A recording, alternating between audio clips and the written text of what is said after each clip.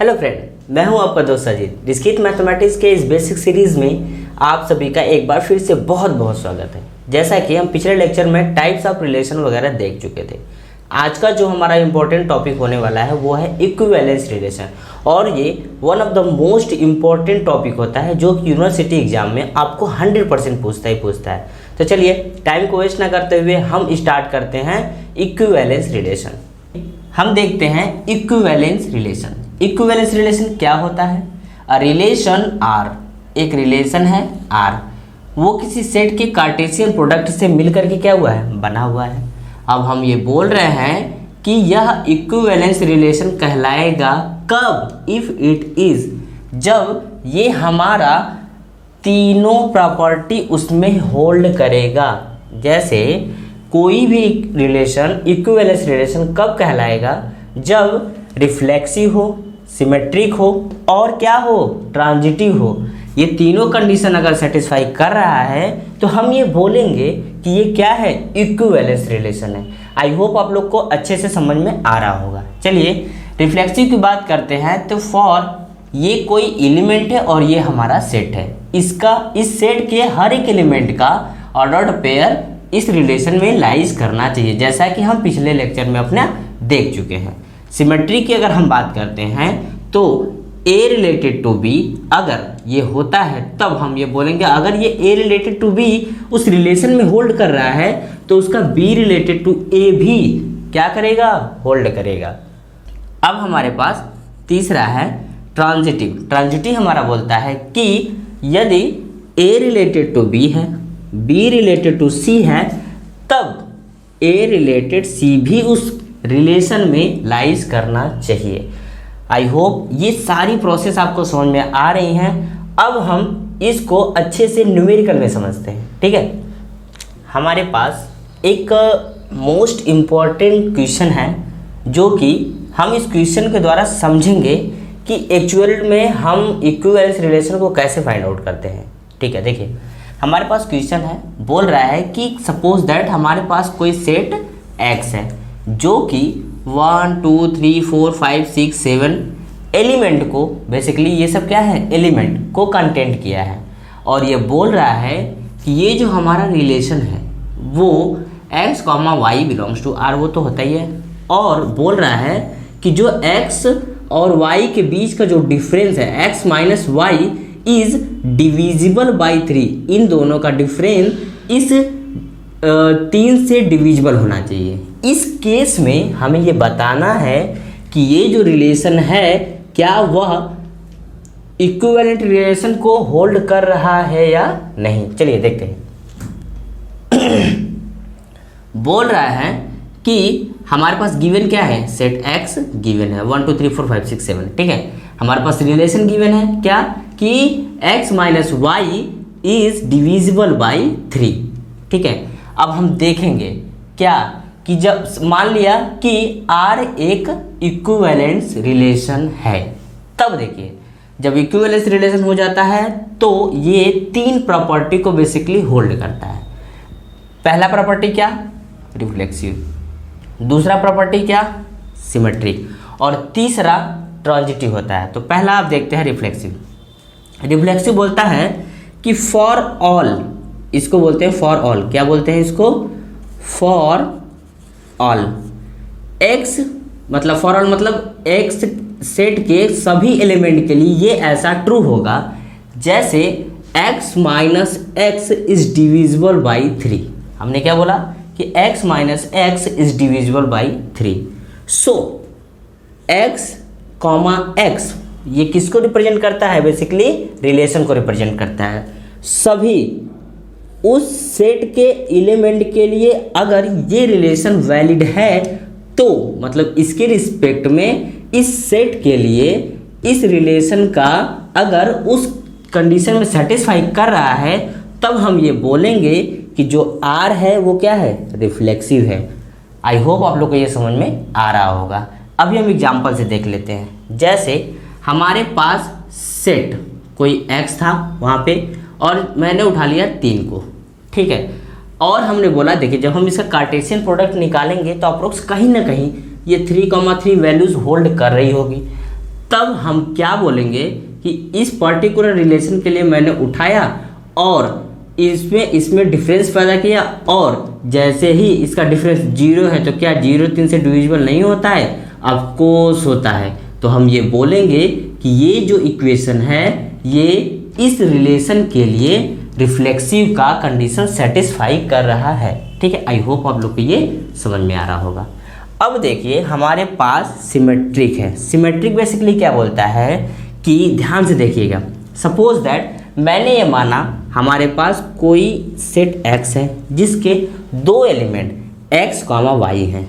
यहाँ तक कोई डाउट नहीं है। ठीक है, देखिए अब बोल रहा है हमारे पास कंडीशन क्या होता है कि यदि x, y belongs to R, तब यहाँ पे देखिए अगर ये x, y बिलोंग कर रहा है R से, तब यदि x minus y is divisible by 3, जब ये डिविजिबल बाई 3 से अगर होल्ड कर रहा है, दैट इज, तब हम ये देखेंगे कि x minus y divisible by 3 अगर 3 से ये डिविजिबल है उस कंडीशन के अनुसार, तो हम ये बोल सकते हैं कि जितने भी 3 के मल्टीपल इंटीजर होंगे उनसे भी ये वाली कंडीशन क्या होगा? सेटिस्फाई होगा। और यहाँ पे a क्या है? एक इंटीजर को स्वैप कर रहा है। आई होप आप लोगों को समझ में आ रहा होगा। अब देखिए हमने x, y के लिए चेक कर लिया। अब हम किसके लिए चेक करते हैं? y, x के लिए, या फिर y रिलेटेड टू x के लिए हम देखेंगे। जैसे y बिलोंग्स टू x, ये किसके एक रिलेशन का पोर्शन बन रहा है, तब हम ये बोलेंगे कि y माइनस एक्स भी 3 से डिविजिबल होना चाहिए, नहीं तो ये रिलेशन सिमेट्रिक रिलेशन नहीं कहलाएगा। तो देखते हैं, तब that is y minus x equal to minus का 3b, और यहाँ पे b क्या है? ये एक इंटीजर को शो ऑफ कर रहा है। चलिए हम इसको एग्जाम्पल से समझते हैं कि क्या होता है। जैसे 3,6 यहाँ पे है, 3,6 यहाँ पे है, ये एक सेट की वैल्यू को होल्ड कर रहा है और ये बोल रहा है कि 3 यहाँ बेसिकली 6 होगा। क्या होगा? 3,6 दैट इज बिलोंग कर रहा है। देखिए 3,6 बिलोंग कर रहा है रिलेशन में, तो हम बोल सकते हैं कि 3, माइनस का 6 ये डिविजिबल होगा। क्या? 3 माइनस 3 से डिविजिबल नहीं होता है, ऑफ कोर्स होता है। ठीक है, तो हम ये देख लिए। अब हमारे पास दूसरा है कोई सेट, जो मतलब सेट वही है, उसमें 2 एलिमेंट मैंने अलग अलग ले लिया। क्या क्या? 6 और 3 लिया, और बोला कि ये जो 6 और 3 है वो इस रिलेशन में होल्ड कर रहा है। तब हम ये देखेंगे कि 6 minus 3 equal to 3, 3 divided by 3, ये भी क्या है? डिविजिबल है। जब ये सारी चीज़ें आपस में एक दूसरे से रिलेट हो गई हैं, तो हम ये बोलेंगे कि R जो है वो क्या है? सिमेट्रिक है। आई होप इतना पूरा पोर्शन आपको कवर होगा।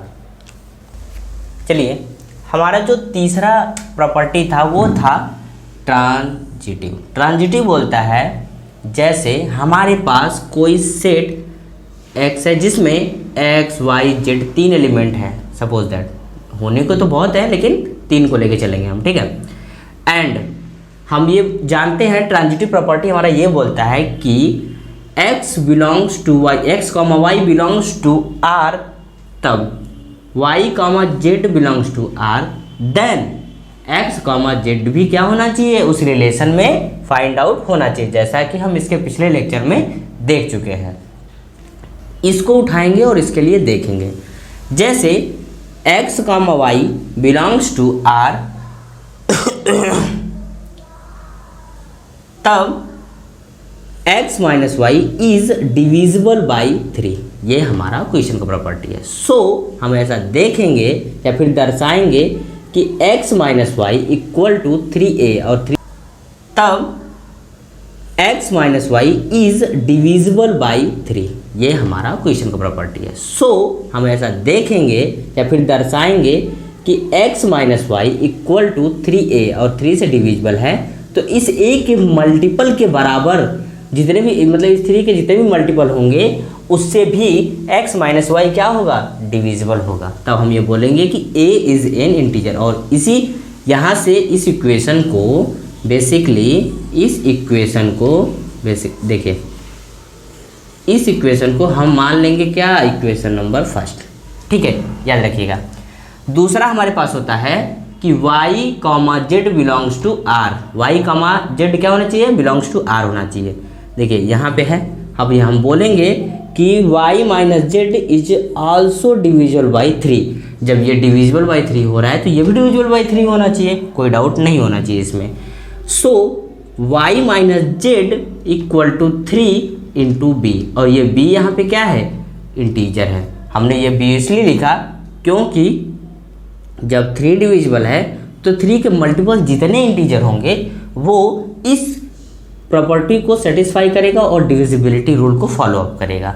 अच्छा, फिर हम इस इक्वेशन को यहाँ तक को मानते हैं इक्वेशन नंबर 2, डाउट नहीं होना चाहिए। अब देखिए, इक्वेशन नंबर फर्स्ट को और सेकेंड को आपस में ऐड कर दिया, इसको उठाया यहाँ लिखा, इसको उठाया यहाँ लिखा, ठीक है। और ये दोनों को मैंने जब ऐड किया तो देखिए वाई वाई कैंसिल हो जाएगा, एक्स माइनस जेड बच जाएगा, एक्स माइनस जेड बच गया। और ये किसके बराबर आ रहा है, देखिए एक्चुअल में इसके बराबर आ रहा है, y minus x equal to 3 a plus b. हमने ए प्लस बी को मान लिया a plus b equal to c, ठीक है। ए प्लस बी, जैसे ये भी मल्टीपल है, ये भी मल्टीपल है, एक इंटीजर फॉर्म में, इन दोनों का जो एडिशन पोर्शन होगा वो भी क्या इससे डिविजिबल होगा, ऑफ कोर्स डिविजिबल होगा, इसलिए हमने इसको मान लिया ऐसे। यहाँ तक कोई डाउट नहीं है। अब देखिए, हम ये बोल रहे हैं कि x minus z equal to 3c, ये यहाँ पे 3c हमने इसलिए बोला कि 3 का मल्टीपल c कोई इंटीजर है जो कि इस कंडीशन को सेटिस्फाई कर रहा है, और ये x माइनस जेड को फुल्ली डिविजिबल कर रहा है। तब हम ये बोलेंगे कि x minus Z is also divisible by 3। और यही ट्रांजिटिव प्रॉपर्टी बोलता है कि यदि x comma y belongs to r, y comma z belongs to r, then x minus z equal to belong, ये बिलोंग टू r होना ही चाहिए। देखिए, हमने इसके लिए सबसे पहले इसके लिए चेक कर लिया, इसके लिए चेक कर लिया, अब हमारे पास रह क्या गया था, इसी x माइनस जेड के लिए भी हमने क्या किया, चेक कर लिया। तो हम ये बोलेंगे कि ये जो तीनों प्रॉपर्टी जो हमने शो ऑफ किया है ये ट्रांजिटिव प्रॉपर्टी को सेटिस्फाई कर रहा है। अच्छा, अब मेन पॉइंट आता है कि जब ये सारी प्रॉपर्टी हमने बेसिकली 3 प्रॉपर्टी इस इक्वेशन में होल्ड कर दिया तो हम ये बोल के चलते हैं कि in this question there are 3 property to be satisfied. Then ये जो रिलेशन है हमारा वो क्या है, इक्विवेलेंस रिलेशन है, और यही हमारा क्या आ गया, फाइनल आंसर आ गया। आई होप आप लोग को अच्छे से समझ में आ रहा होगा।